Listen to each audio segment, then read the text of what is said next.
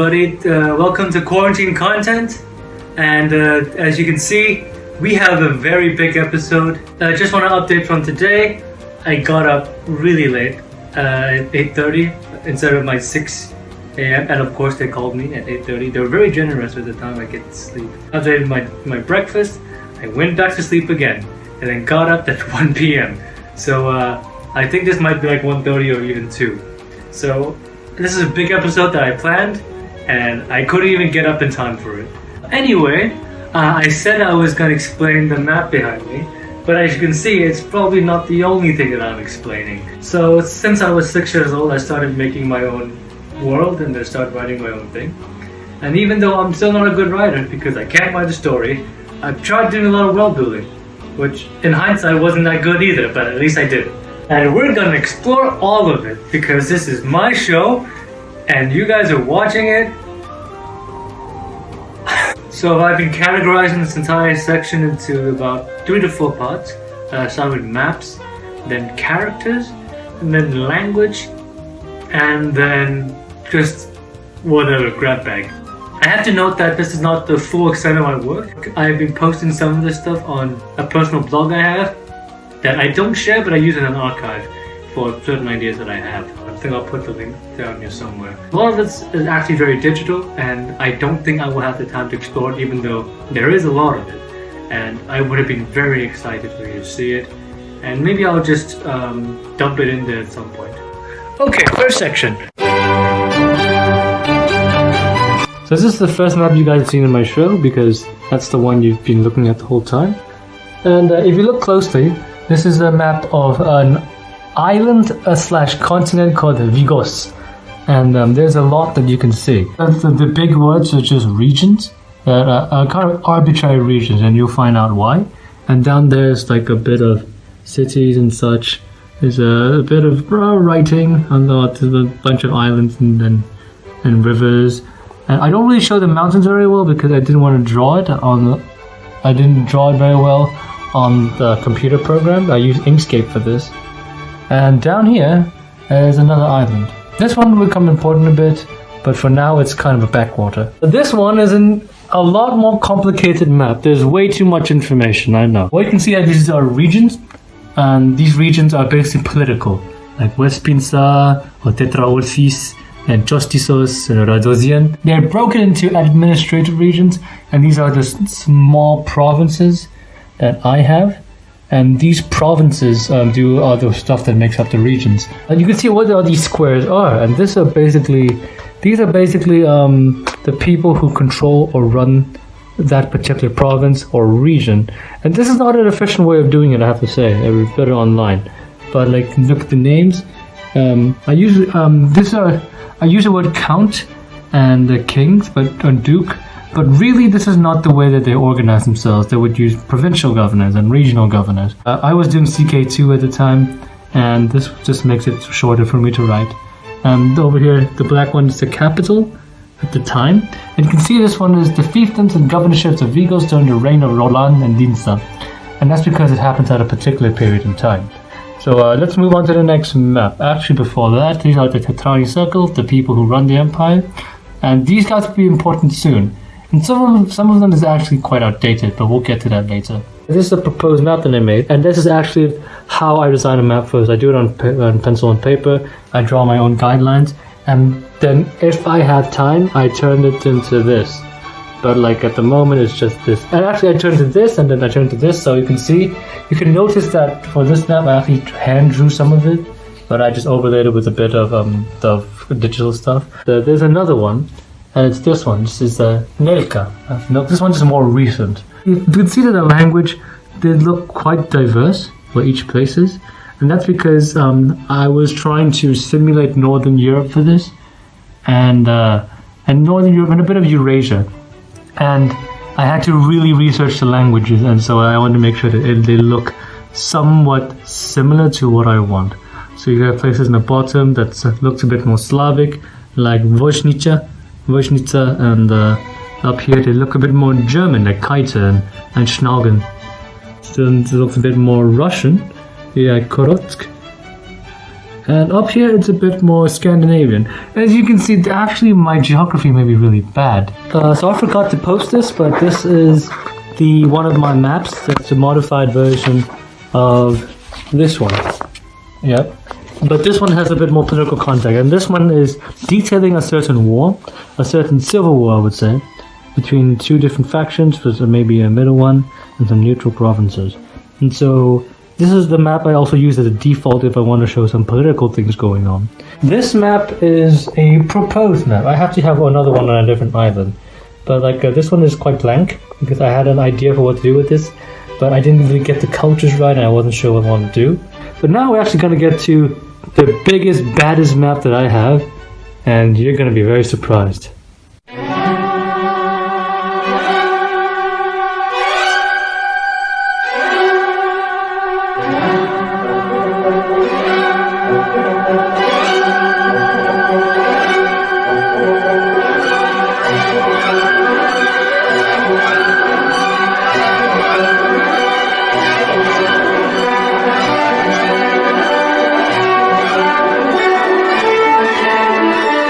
So if you look at this map, this is one of the biggest maps I made. I made it in Geneva, and this is kind of like the concept of the world map of what I want.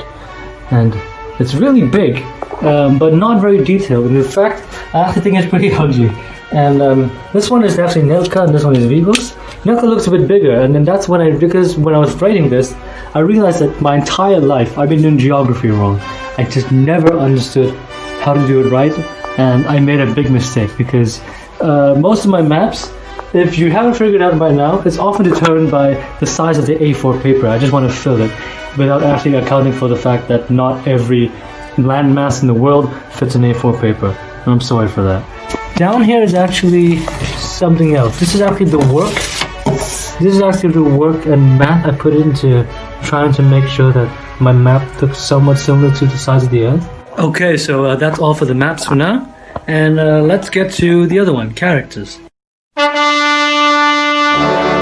So first of all, I don't really consider myself an artist. I tried drawing a lot because I don't really have a choice. So when I'm making a world building, you kind of have to know this stuff. But I've never really been good at drawing. Like a lot of people do it better. So this is a very small and ugly version of what I used to draw. It's very rudimentary because I wasn't planning to do a lot of detail on this. It was just me giving concepts to understanding just roughly what my characters would look like. This kind of looks like more the rudimentary things that I would have drawn. And this is more, I think this was a concept of a military concept of what I think my world would look like. But some of them are more detailed than others. As you can see in this book, I have a whole range of characters. And a lot of these things can be outdated.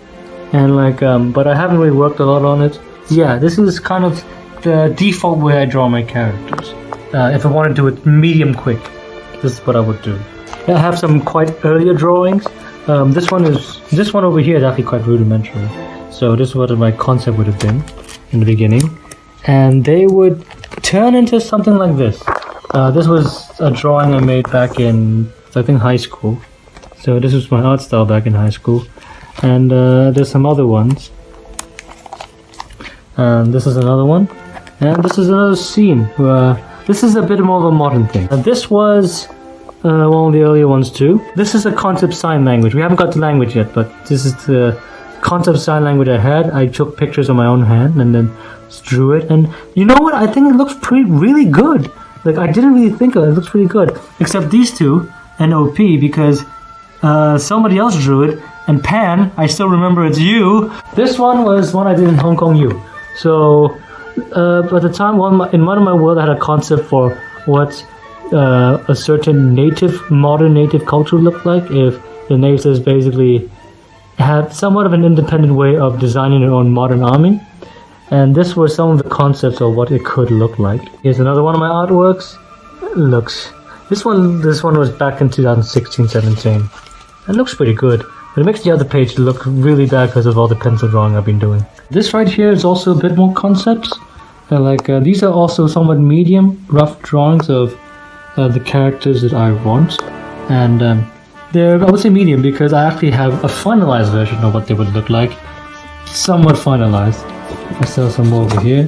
not everybody's complete, but I could have drawn a bit more. Okay, so in this book, this is kind of like my semi-art book, and I do draw a lot of characters. These are some of the modern ones. The ones I draw, I try to have a bit more detail into it. They get progressively smaller in size, by the way. I'm sorry, not that great. And you can see I drew a lot of people, gosh. I really wasted my time in Geneva, did I? You can see here there's a certain kind of language writing in the top. This is the native writing version of whatever the name is. And we will explore that eventually. A lot of these characters I drew based on late Rome, so I just want to let you know that was my concept at the time. Just the stuff I usually put on my wall, I just draw and then put it on my wall. You might be wondering what this thing is, and this thing was I was trying to do a new art style, I want something a bit more modern, more realistic, and I thought this would be a good idea. And it turns out it looks like this. So I think some of you might like it, some of you think this is really uncanny, and I don't blame you for any of it. But this is what my new concept of what my characters would look like. And they're all male, and there's a good reason for it, because they're actually members of the council I was talking about. It's one of the main characters of my story, and like you can see, like I didn't draw very much on it because I didn't work on much on it. And this is the kind of concept of how their attire would change throughout a certain story. And I actually based these costumes out of Mountain Blade Bannerlord because I need something to look at to know what to draw. I couldn't really imagine it, so this is what I based them all on.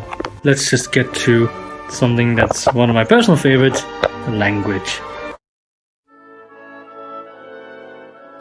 So my friends in high school would know that I was really trying to make my own language. And like, I really somewhat succeeded. I got something more of rudimentary grammar, but it's really not that great. And when I posted it online, I realized how really not great it was. So this is one of the early versions of my language, and I put punctuations in there. I put the alphabet and what it looks like, and how you write it. And I don't think I can go into detail about this language for now. That's okay. And this is how you pronounce it. Ara berkati dirin adat frisa yarai nei radel sisiel, those kind of things. So what this folder is actually a concept version of what a textbook of my language would look like. I based it a lot on my Cantonese textbook when I was in Hong Kong U, and like it looks like this. So this one has characters. It shows you how to write it, how to pronounce it in the language. Helenaktalin, Kustoniani, Tetraguzarni. And this is one sentence now. I copied this exactly from the Hong Kong U textbook. And like I put like a kind of textbook version for the scenario. And these are the new words you have to learn. These are certain grammar rules that you have to know. My grammar is not that great, and you'll learn eventually why. But it goes in grammar. So this was the kind of grammar rules that I set up for myself. I followed it pretty easily, except for when I write poetry. Then I have to kind of be a bit more liberal with my grammar. And by the way, I copied this grammar almost one for one from Esperanto because I wanted a very simple grammar system because I could not do grammar myself. This was the updated version of my language because I realized that over time language kind of evolved and the way you write it changes. So that's what I did. I kind of wrote like a version of like how the writing system changes over time. It's not perfect. Like I actually posted it online and somebody gave me comments about how this could have been way better and this actually may not be as abstract as I said it would be. So this one shows you the old Impria and then Vigos Imperial. I call it Vigos, which is Imperial. It's not medieval, but it's I call it third era, and this one is modern Shimos. So this is the version that I write down. I wrote it somewhere else too, but like that book is currently back at home, so I can't show you that right now. Actually, before I move on, I actually want to try and read my lesson 1 of my Vigosian textbook to see what it's like. What this one says? Oh, I can't see. Helen Aktalin. Okay. Alasui tina danitet Helen Aktalin. Alasui tite di kusarni kefaist tetrakusartis ko romandancia. Titet Iliasaris. Takere na musyan salaktalin. Yepin mora, talera si tilen. Kos itiras otailia, otamsa. So that's pretty much as language I can get. Now we're just gonna go to the grab bag, the Miscellany. Back in 10th grade, I think in high school, we had this done on a personal project, and I think a lot of people, if they remembered at all, was that I did this world thing. And though I made a lot of stuff for it, most of it has been removed, has been gone. Not just because I lost it, but because the world that I made has completely changed from what I did in 10th grade. Part of the reason I lost it was because in 2014, I broke my computer and it lost almost all of my files. I lost about 90-something% of everything I worked on, which was really sad, but also it allowed me to basically build something new out of it. Just pick out the things that I actually thought were good, and finally get rid of the things that were bad all along. And what came out of it was a new version of the world I made. Even though I feel glad that I can start afresh, there's still some things that I left from the era that's still around. One of those things were flags, and let's take a look at those. So these are the flags that I made when I was in high school, and some of these things are still around. Like, for example, if you notice this flag, Gabran, and you go to my YouTube channel, you'd realize that my YouTube channel profile so far, as of this video, is the flag of Gabran. And that's one of the, if you go here, this is actually one of the regions. And these were for different continents. I didn't keep most of these. These ones stayed around. I don't know about the other ones. Some of the islands are no longer in place, so a lot of things are quite old. One of the flags I did work on the most was the Kingdom of Custonia. Now, as you can see it looks really ugly. It's like a really ugly eagle, like even the wings are like the square. Don't worry, I have an updated version, and we're gonna get to it very soon. This here is the big one. This was the folder that I've been keeping all my work and my stuff since, I don't know, like 2013. This is a very old document, but it has everything a lot of things I worked on that I used paper. Yeah, as you can see, this is the earliest version of the map I made that became digital for Vigos, and this is a while back. This was a storyline, but I don't think I'm going to use it. This is also one of the earliest versions of my writing system. This is for a different language called Bomirian, which I might use later on, but I don't know when. Still a lot of drawings. These are actually more flags. So these are flags for native tribes in the island of Zakonon, and I tried to make it as very stylistic as possible back then. And this is fun for, this is the kind of different fiefdoms in Taral, but I don't know really what the context is. Okay, so this is the early version of my family tree that I made for a family tree. Wait, I haven't talked about the family tree yet. I should have talked about this one way earlier, and this is the family tree for the world I'm working for. And it's a family tree of a royal family that I would follow throughout the story. There's a lot of people involved in this thing, and I don't want to spoil most of it. This is actually not the only family tree I worked on. I have way more. These are the ones I'm talking about. There's a lot of these family trees. Some of them are not complete, but they're for different noble families that I've been working on. Evolution of the military uniforms throughout time, which I proposed, but I'm probably not going to use. These were the names of my friends in high school. And and back then, I was very into my language, so I began basically translating my friends' name from Thai, or whatever language they came from, and I translated them into my own language. So these were the names I gave to my friends. And you can have one too for $5.99. And this is a massive military roster. This is a different, outdated family tree. But this one has a lot of people. I wrote a lot of names. Gosh, I actually used some of the friends' names that I made and put them in here. This is the updated flag of the ugly map I showed you before. This is a bit better, not so perfect. I could have updated it a bit more, but I think it looks a bit better than before. I actually considered this is the flag of Custonia, and actually something I considered that I don't know if I have the original SVG file, but I want to change it to a book, so something similar to the flag of Venice for like war and peace time. They changed the flag. This is a bit more of a cleaner version of the regional map that I showed you about. This is me in 2016, trying to design the political structure of the council of the government in my world. This is a brief biography of the royal houses not just royal houses, but just noble houses in general. And like, I'm not sure how much I'm going to keep it, but I think it helps. Like, when I do background work, if I want to write a story. These are the names of various characters that I designed to occupy the positions that I wrote up before. So interestingly enough, when I wrote these names, I actually had no idea what their characters would be. They were just names before. It was actually only until very recently, not very recently, but recently enough, that I actually decided to try to give these names personalities. I think I was near the end of HKU. And these are also the flag of various noble houses. I have not been working on this, as you can see. That is as much as I can read on this folder, but I actually want to see if I have something in the other book, this one. Okay, still a few more things about the language. So I tried to make different dialects for my languages. I think I didn't really consider how they evolved, so I may not use it, but it's still pretty interesting that I thought about this. This thing has nothing to do with my world. At this one point in my life where I decided I wanted to try and learn Latin, and I used the same book for this. I gave up because I didn't know why I wanted to learn Latin. This one is where I did the draft map for the big map that I made. I had to do all the calculations in this book as well.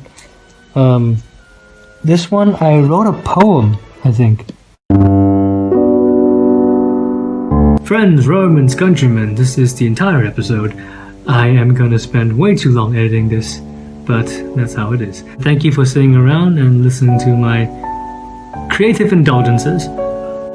So I forgot that I wrote this poem and in my red book, and I didn't think I remembered about it, but I think I tried to recite it, so we'll end the video with that. How about that?